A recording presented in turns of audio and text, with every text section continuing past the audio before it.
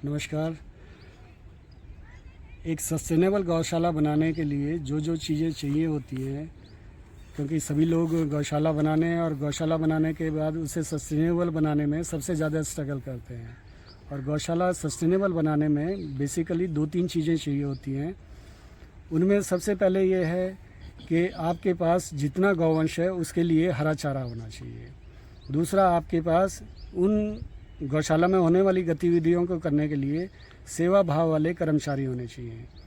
तो सेवा भाव वाले कर्मचारी स्थान और हालात के हिसाब से वो एक अलग विषय है, लेकिन बाकी सब जो गौशाला में होना चाहिए उस विषय में गौशाला में बैकबोन अगर 2 चीज़ बनती हैं। आपके पास हरा चारा, तो हरे चारे की जो रूट है वो रूट बनता है कि आप अपनी गौशाला में कैसा खाद पानी डालेंगे। तो उसके लिए एक छोटा सा मॉडल हमने यहाँ बल्लौगढ़ के सोतई गांव में डेवलप किया है। और उस मॉडल में मैं छोटा सा बता देता हूँ आपको। इसमें 6 घन मीटर का ये बायोगैस प्लांट है। 6 घन मीटर के बायोगैस प्लांट में आपकी लागत लगभग, अगर आप दीनबंधु मॉडल का बनाते हैं तो 70-80 हज़ार रुपये आती है, जिसमें लगभग 45 दिन तक आप 150 किलो गोबर यानी 15 गौवंश का गोबर डालते हैं। तो 45 से 50 दिन के बाद आपको स्लरी निकलने लगती है। अब ये स्लरी मान लीजिए इस तरह से स्लरी निकली, आपको गैस भी मिल रही है इससे। तो मेरा सुझाव आप लोगों को ये है, हमने जो अपने अनुभव से सीखा है कि इस पिट को हम छोटा बनाएं, बहुत छोटा बनाएं, ज़्यादा से ज़्यादा 3x3 का बनाएं। इसमें ओवरफ्लो होके डोम में से, ये डाइजेस्टर है, डाइजेस्टर में से ओवरफ्लो होके जो स्लरी आ रही है वो ज़्यादा से ज़्यादा 3x3 फीट का एक हमारी हौदी होनी चाहिए, उसमें निकलना चाहिए। और उसके साथ साथ ये भी हमारा ऊपर कवर होना चाहिए वैसे बेसिकली। और इसके साथ साथ हमें एक जितना बड़ा हम अफोर्ड कर सकते हैं उतना बड़ा एक हमें टैंक बनाना चाहिए, ताकि ये स्लरी ओवरफ्लो होके इस टैंक में जाए। इस टैंक में जितना बड़ा हम कर सकते हैं उतना बड़ा करें। इस टैंक में जब भी हम पानी अपने खेतों को देते हैं तो उस पानी के साथ साथ इस स्लरी को भी हम खेतों तक पहुंचाएं। हमने अपने यहाँ क्या किया हुआ है कि इसके लिए एक SCP पंप लिया हुआ है। हम लगभग 1 घंटा लगातार, जैसे हमारा खेत में पानी जाता है तो उस पानी में पानी लगातार चलता रहता है ट्यूबवेल से। हम हर 1 घंटे पे 5 मिनट के लिए अपना SCP पंप चला देते हैं, तो वो स्लरी उसमें चला जाता है पानी के साथ साथ और पूरे खेत में फैल जाता है। उसी वजह से हमारा जो हरा चारा है ये हमने सुपर नेपियर लगाई हुई है, जो गायों को पूरे साल बेहतरीन चारे के रूप में मिलती है। और 1 एकड़ में आप 20 से 25 गौवंश अपने ज़मीन की उपजाऊ शक्ति के हिसाब से आप पूरे साल का चारा इसमें उगा सकते हैं।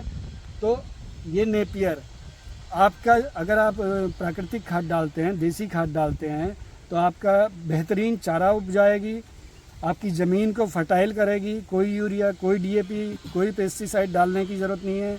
और 1 एकड़ से आप 25 गौवंश का पूरे साल का चारा ले सकते हैं। तो आपकी लागत भी लगभग 0 हो जाती है या मिनिमम हो जाती है।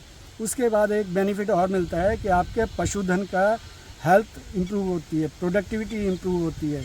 इसके साथ साथ अगर आपके पास जितनी भी जगह है नेचुरल लैंड, आप उसमें फेंसिंग में कुछ पौधे और लगाएं 2x2 फीट की दूरी पे, जैसे ड्रमस्टिक है, सुबाबुल वगैरह है, मेडिसिनल प्लांट हैं, कचनार वगैरह है, गिलोय है और अर्जुन वगैरह है। इस तरह के मेडिसिनल प्लांट भी लगाएं, जैसे मरवा है, तुलसी है और ग्वारपाठा है, पेड़ों पे ये लगा दें। तो पूरी गौशाला में जितनी आपके पास लैंड है आप उसमें मेडिसिनल प्लांट लगाते हैं, आपके पास पूरी जितना गौवंश है उनके लिए हरा चारा है, तो सिर्फ़ और सिर्फ आपका कर्मचारियों का सैलरी का खर्चा बचता है।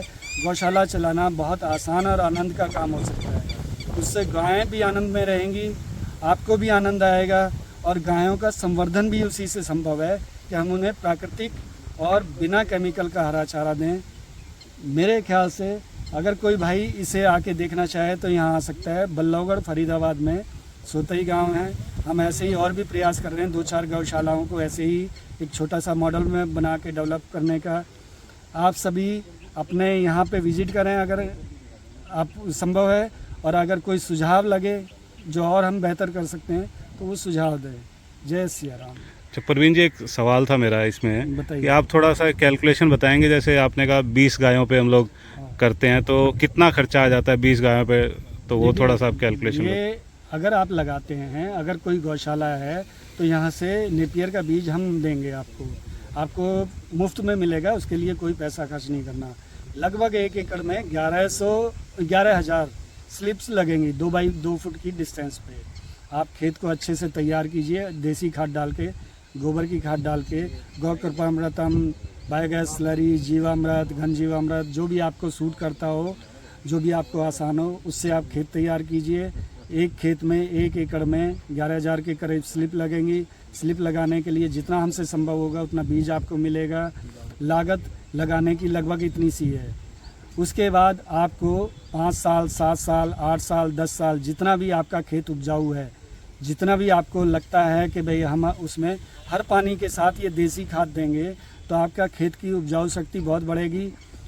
हर दूसरे साल में आपके खेत में केचुए दिखाई देने लगेंगे और उसका बेनिफिट ये मिलेगा कि लगभग 250 से 500 मीट्रिक टन तक 1 एकड़ से आप चारा साल का ले सकते हैं। वो डिपेंड करेगा जलवायु पे भी। अगर कहीं बहुत ज़्यादा ठंड पड़ती है तो चारा थोड़ा कम पैदा होगा। अगर मान लीजिए कहीं जैसे राजस्थान है, गुजरात है, उस तरफ गर्मियाँ ठीक रहती हैं, 10 डिग्री से टेम्परेचर नीचे कम आता है, तो उस जगह पे इसकी लगभग साल में 6 कटिंग कम से कम ले सकते हैं आप, 5 से 6 कटिंग। और जहाँ ठंडी ज़्यादा है वहाँ लगभग 5 कटिंग। तो 5 कटिंग में अगर 250 मीट्रिक टन भी आपको अगर मान लीजिए चारा मिलता है तो आप कैलकुलेट कर लीजिए कि कितनी गौवंश को पूरे साल आप उस पर चला सकते हैं। मेरा अपना आइडिया ये है कि अगर आपके पास थोड़ा सा भी 1 साल भी आप मेहनत कर लेते हैं, देसी खाद डालते हैं, तो 20 से 25 गौवंश के लिए आपको 1 रुपये का भी हरा चारा, सूखा चारा, और अगर आप मोरिंगा वगैरह और मेडिसिनल प्लांट अपनी खेत की बाउंड्री पे लगाते हैं तो आपको इवन फीड भी लेने की ज़रूरत नहीं। आपकी गायों का स्वास्थ्य, आपकी गौशाला का एटमॉस्फेयर और आपकी गौशाला में चलाने का जो आनंद आपको मिलेगा, आप उसकी कल्पना भी नहीं कर सकते हैं। जय श्री राम। थोड़ा आप गौशाला दिखाएंगे अपनी, कैसे बनाई है आपने गौशाला का कंस्ट्रक्शन? आप देख सकते हैं, आप चाहें तो थोड़ा पास से भी दिखा सकते हैं, गौवंश दिखा सकते हैं, ये प्लांट्स दिखा सकते हैं। गौशाला में, किसी भी गौशाला में हर्बल प्लांट, फ्रूट प्लांट ज़रूर होने चाहिए। जितनी ज़्यादा से ज़्यादा वैरायटी के होंगे उससे सबसे बड़ा बेनिफिट ये होता है कि जब हम अपने फार्म में बायोडाइवर्सिटी करते हैं तो उसका फ़ायदा ये होता है कि पूरे एरिया के जीवाणु, परिंदे, पक्षी सब हमारी गौशाला में कभी ना कभी आते हैं और उनके आने का हमें फ़ायदा होता है, कोई नुकसान नहीं होता है। आप हमेशा ये मान के चलिए, जितना आप अपने एरिया को नेचुरल एनवायरनमेंट की तरफ ले जाएंगे उतना आपका गौशाला का ऑरा और गौशाला की प्रोडक्टिविटी दोनों बढ़ेगी। आप एक बार इन्हें नेपियर को, गौवंश को दिखाइए, शेड भी दिखा लीजिए। सब नॉर्मली लोग क्या करते हैं, गौशाला में शेड पे सबसे ज़्यादा खर्च करते हैं, लेकिन आप अगर चाहें तो शेड पे ज़ीरो खर्च करके अगर आपकी गौशाला में बड़े पेड़ हैं तो आप उनके नीचे भी गायों को रख सकते हैं।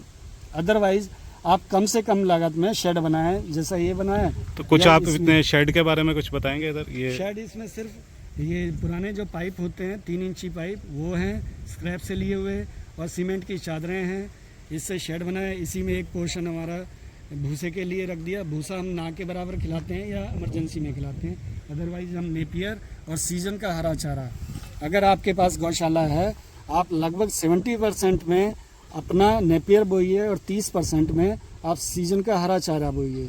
उससे फ़ायदा होगा कि आपकी गौशाला में गायों को हर सीज़न का चारा मिलेगा, तो न्यूट्रिएंट उसका डाउन नहीं जाएगा, और दूसरा उसका टेस्ट बना रहेगा, उसकी हेल्थ बनी रहेगी, प्रोडक्टिविटी बनेगी, और उसके बच्चे अच्छे आएंगे। जो ब्रीडिंग में दिक्कत आती हैं वो दिक्कत कम होगी, प्रोडक्टिविटी बच्चों की बढ़ेगी, और संभव हो तो कम से कम 2 महीने आप अपने बच्चों को लगभग 3 थन का दूध पिलाने की कोशिश करें। उसका परिणाम एक नस्ल के बाद आपको अपने आप पता चल जाएगा। कम से कम 3 महीने अगर आप अफोर्ड कर सकते हैं तो 3 महीने, नहीं तो 2 महीने आप अपने गौशाला में जो भी बच्चे आते हैं, चाहे वो बछड़े हैं या बछियाँ हैं, आप उन्हें 3 थन का दूध पिलाएं और उन्हें ज़्यादा से ज़्यादा मेडिसिनल प्लांट, हरा चारा ये दें। भूसे पे सर्वाइव नहीं करना है, भूसे को अवॉइड करें। आप अगर मान लीजिए 1 एकड़ में नेपियर लगाते हैं तो ये मैं अपने अनुभव से बता रहा हूँ कि 1 एकड़ में आप 20 से 25 गौवंश को पूरे साल का हरा सूखे चारे को कंपनसेट कर सकते हैं। आप उसको ज़ीरो कर सकते हैं मॉनिटरी कॉस्ट में। ठीक है, ठीक है, जय श्री ठीक है, राम। Thank you. और दिखाना चाहें गौवंश को दिखा सकते हैं, बच्चों को दिखा सकते हैं और नेपियर। दीदी वो दीदी प्रभु है।